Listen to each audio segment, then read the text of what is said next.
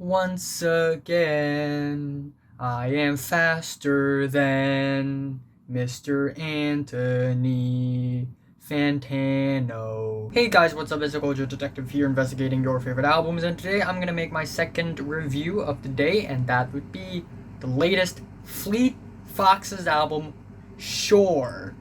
Yes. Yeah! Yeah! Yeah! Yeah!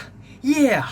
I'm super duper excited for reviewing this album because if you don't know this, Fleet Foxes is one of my favorite bands in the 2010s.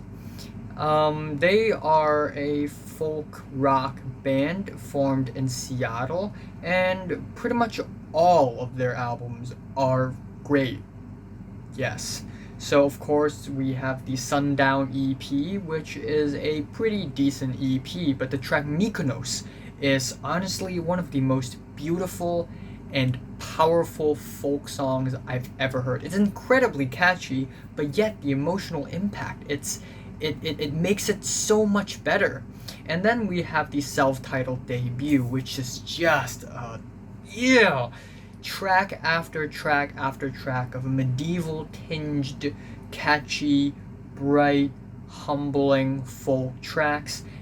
But it is Helplessness Blues when Fleet Foxes had peaked. In fact, I think Helplessness Blues is one of the best folk rock albums of all times, and it is indeed one of my favorite albums of all times as well. Fleet Foxes' Helplessness Blues is a 10 out of 10 album. This album is also very organic sounding, very medieval tinged, and I really love that style. But also the very versatile set of tracks on that album, from very sad, dreary ballads to very uplifting, danceable folk tunes, is just amazing. And Robin Pecknold, the frontman of the band, is fantastic. His performance, his songwriting is beautiful. And we also have Josh Tillman on the drums and backup vocals back then, and then afterwards he sort of broke away from Fleet Foxes and became Father John Misty, but back then they're together. And in the year 2017, Fleet Foxes dropped Crack Up, and you'd normally think that with this change of pace, their music would start to go bad. No. No. People outside of my room. No, Crack Up is great. I love Crack Up. It's not as good as Helplessness Blues or the self-titled, sure, but it's still really great. It's not medieval tinged. It sounds more modern. It sounds more urban. But we have jazzy swells of instrumentals like Mayark Stapa, the very experimental loud, quiet opener, the incredibly beautiful 3rd of May Odaigahara, Fool's Errand is a really nice quick tune, and On Another Ocean is a half and half beautiful track with a really amazing beat drop. And yeah, just a really great album. Now we have Shore. And needless to say, Shore is a surprise album. On the day prior, Robin Pecknold suddenly said, "Hey, we're dropping a new album," without any prior singles or whatsoever. I think Shore, the title track, was a single released on the day before, but it's very surprising. It came out of nowhere, but you know it's about time.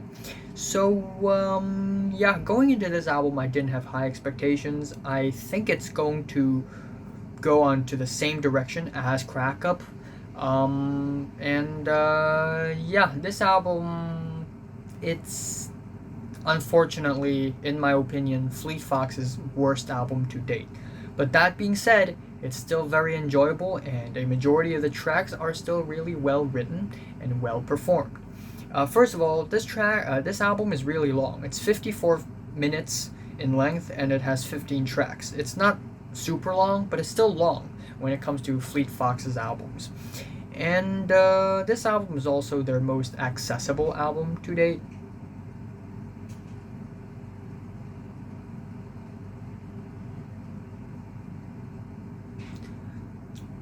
Okay. This album is their most accessible album to date. It's very straightforward, the song structures are very linear, and as always, Robin Pecknold sings with a slight reverb, beautiful vocal harmonies, mainly guitars, sometimes strings, horns, a bit of drums sometimes. It's very simplistic, and more simplistic than I would have liked it to be. Again, the medieval tinged rustic primal style is really fantastic, and even in Crack Up there are some electronic experimentations that I actually kinda appreciate. But on this one, just kind of basic. We have the album opener Waiting in Waist High Water, which is a really warm, sunny, humble opening with vocals provided by Uwade Akhere, who is a person who did a cover on Mykonos on Instagram. Robin Pecknold found out about it and was like, wow, you have some beautiful vocals. Would you like to sing the album opener for me? And this song happened. And it's a really nice opening. And while it's not a very exciting and powerful opening like the opener for Crack Up, I'm All That I Need, or the very humbling early in the morning sip of tea in the middle of a forest Montezuma, but it's still a really nice tone setter, I guess. The second track is Sunblind, which is a very uplifting track, just positive vibes radiating in every single direction. And on this track, Robin Pecknold name drops one artist after another: Jimi Hendrix, Elliott Smith, David Berman, and all of these artists are very important and influential artists in music, and they are all gone in this world, but they are of importance, and I really like that Robin Pecknold is name dropping them, respecting them. However, musically, it's just kind of lackluster. The hooks and the choruses, they just don't have the magic that a lot of the old Fleet Foxes songs have, where the verses and the choruses are very engaging and compelling and beautiful. On this track, it just sounds kind of basic. The third track is Can I Believe You, and it is a very loud, arena-sized folk rock track with choral vocals, very beautifully produced, provided by Instagram. And there are also a few quiet moments on the track, which makes this track a little bit more dynamic, and it's a highlight on the album for me. The fourth track is Hara, which is about Victor Hara, and instead of just talking about that person, this track is almost like a Robin Pecknold speaking to Victor Hara himself, sort of admiring him. That being said, again, the verses and the choruses are a little mediocre, a little middle of the road, and the chopped up lute vocals in the back is a little bit weird and not so fitting to the overall tone of the track. Anyways, we have Featherweight, which is a really intimate and memorable and engaging track, ballad, a sad ballad, in fact, with no drums, and it's about having peace and sort of changing away from the very hectic times. And it's another one of the most memorable moments on the album for me. However, the album dives back down again on the track A Long Way Past the Past, which is an album about which is a track about passing the past. And it's a very laid-back track. The verses are kind of bland, and while there are these really pretty horns in the choruses, the chorus themselves sound kind of basic and mundane. The whole track just feels kind of vapid. And then we have the track For a Week or Two, which is about taking a rest, go for a hike for a week or two. And it's a very stripped back, bare bones piano ballad. Some of the moments on the track feel kind of repetitive, and even though slow ballads are actually kind of Fleet Fox's strong suits, they have written some of the best slow ballads of the 2010s, but there's just no drama or magic in the verses and the choruses of this track. However, we have Maestranza, which is easily my favorite track off of the entire album. It is a really exciting, high-energy folk rock track with a very dynamic chord progression that constantly changes and shifts, but it still makes sense and it's really well composed together, and it sounds freaking fantastic. The musicianship is spot on. The vocals provided by Robin Pecknold is also great.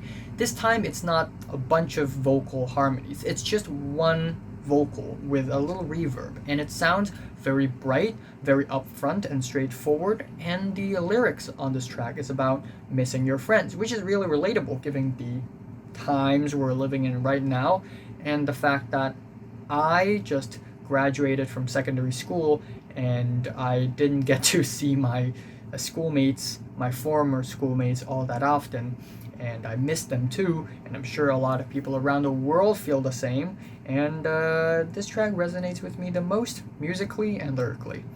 Next up, we have Young Man's Game, which is a pretty sweet rock-oriented track. The verses are okay, the choruses have this dragged quality to them, which is pretty nice and a little nostalgic even, and there's even a bit of a children's choir mixed into the track. Pretty special. And we also have I'm Not My Season, which is also a pretty quiet ballad, but this time I can feel the Fleet Foxes' magic on this track. The chords on this track are really beautiful, sweet, a little sad, a little dreamy, and this track is also about helping a friend in need, which is really nice. And then we have hit another highlight on the album with Quiet Air Gioia. I don't know.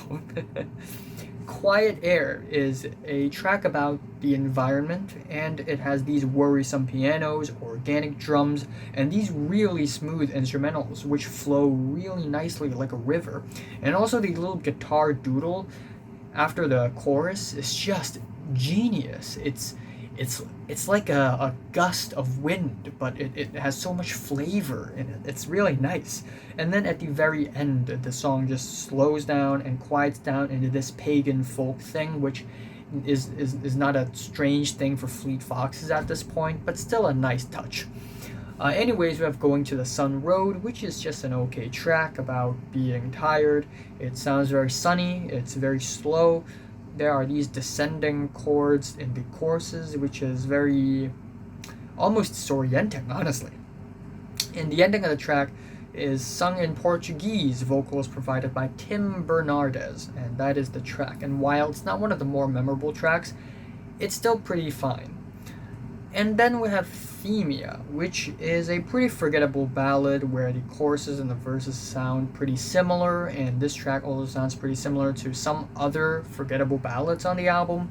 And the second to last track, Cradling Mother, Cradling Woman, is a pretty climactic, uplifting, horn, guitar-driven track, which sounds really, really nice, even though, again, melodically, it's not one of the most appealing tracks on the album, even though it sounds really, really nice. It really sounds like autumn is coming, or fall if you're an American or Canadian.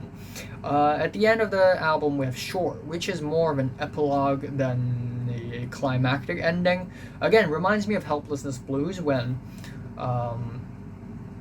Blue Spotted Tail seems to be a really sad ending, but actually the real ending is Grown Ocean, which is also kind of an epilogue, but also kind of a happy ending. But anyways, Shore. It's a pretty stripped back ballad, and it's a little underwhelming, honestly. We have lyrical topics about going to shore, which is like going back to a safer place. Support, like family and friends. And while I like that lyrical idea, musically it's still meh. So yeah, overall, there are some hits and some misses on this album. And even though I believe that this is their worst album so far, I still think a bulk of the tracks on the album are still very well produced, well performed, well written, and really lovely.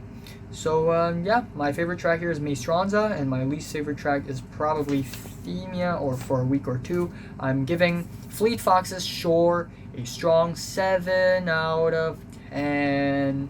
So, have you listened to this album? From 1 to 10, I'm just rate it, like, give it a like, and subscribe if you want more, and thanks for watching.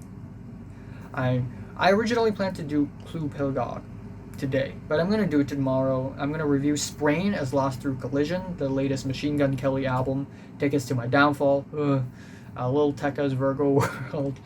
Why am I even reviewing these albums? Idols with Ultramono, Joji with Nectar. I heard that Clipping is coming out with a new album at the end of October. I heard that Mochat Doma is coming out with an album at the end of November, so I have that to look forward to. Yay!